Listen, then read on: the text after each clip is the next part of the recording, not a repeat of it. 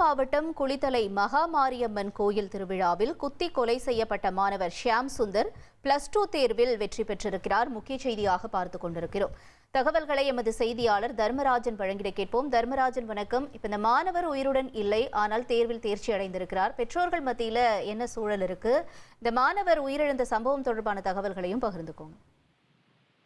நிச்சயமாக கரூர் மாவட்டம் குளித்தலை மகாமாரியம்மன் கோவில் சித்திரை திருவிழாவில் கடந்த 4ஆம் தேதி நடந்த பூச்செறிதல் விழாவில் குளித்தலை கொல்லம்பட்டறையைச் சேர்ந்த ஷியாம் சுந்தர் என்பவர் கத்தியால் குத்தி கொலை செய்யப்பட்டார். இந்த கொலை சம்பவமாக குளித்தலை தனிப்படை போலீசார் 5 பேர் மீது வழக்கு பதிந்து கைது செய்யப்பட்டு தற்போது சிறையில் உள்ளனர்.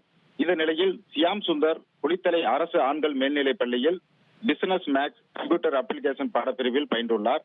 இன்று தேர்வு முடிவுகள் வெளியாகியிருந்த நிலையில் இதில் ஷியாம் சுந்தர் தமிழில் 64 மதிப்பெண்களும், ஆங்கிலம் 48, பொருளாதாரம் 58, வணிகவியலில் 61, கணக்கவியலில் 43, கணினி பிரிவில் 77 மதிப்பெண்கள் என மொத்தம் 351 மதிப்பெண்கள் பெற்று தேர்ச்சி பெற்றுள்ளார்.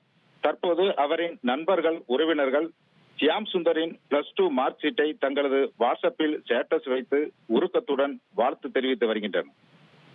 தகவல்களுக்கு நன்றி தர்மராஜன். செய்திகளை உடனுக்குடன் தெரிந்து கொள்ள உடனே சப்ஸ்கிரைப் பண்ணுங்க.